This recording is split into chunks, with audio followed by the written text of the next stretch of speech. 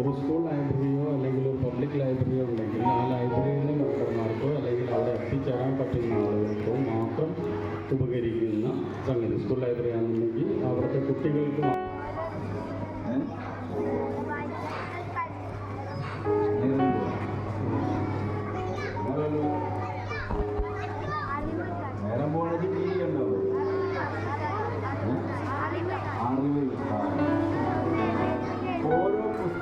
തലമുറകളോളം നിലനിൽക്കുമെന്നാണ് Abraham Lincoln പറഞ്ഞിട്ടുള്ളത്. അദ്ദേഹത്തിൻ്റെ വാക്കുകൾ കടമെടുത്തുകൊണ്ടാണ് ഞാൻ പറഞ്ഞത്.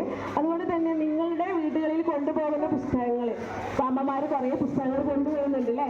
അതിലൂടെ വായനയ്ക്ക് വേണ്ടി സമയം കണ്ടെത്തുന്ന മാതാപിതാക്കളാണ് ഇവരൊക്കെ.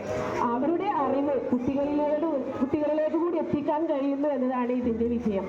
ഈ മഹാ പദ്ധതി വൻ വിജയമാക്കാൻ കഴിയട്ടെ എന്നും വരും വർഷങ്ങളിലും തുടരാൻ കഴിയട്ടെ എന്നും എല്ലാവിധ ആശംസകളും നേരുന്നു. നിർത്താറേ 4 മണിയായി. എന്താണ് സത്യം? നിങ്ങളൊക്കെ സത്യം പറയാറില്ലേ? എന്നാണ് വെപ്പ് അല്ലേ? നിങ്ങളെന്നല്ലാട്ടോ മുതിർന്നവരും സത്യമൊന്നും പറയാറില്ല. ഈ ലോകത്തിലെ ഒരു 10% ആൾക്കാരെ സത്യം പറയാറുള്ളൂ അല്ലേ? അതുകൊണ്ടാണ് ലോകത്തിലെല്ലായിടത്തും സംഘർഷവും യുദ്ധവും ഒരു ടീച്ചർ കോർഡിനേറ്ററും ഉണ്ടായിരുന്നു.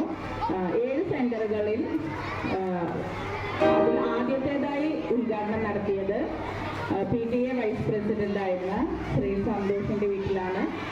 അത് ഉദ്ഘാടനം നടത്തിയത് ശ്രീ വായിച്ചാൽ വളരുമെന്ന പദ്ധതി രക്ഷിതാക്കളുടെ കൂടെ വായനയും കൂടെ കുട്ടികളുടെ വായനയും ഉദ്ദേശിച്ചിട്ടുള്ളതാണെന്ന് എല്ലാവർക്കും അറിയാം. അതിൻ്റെ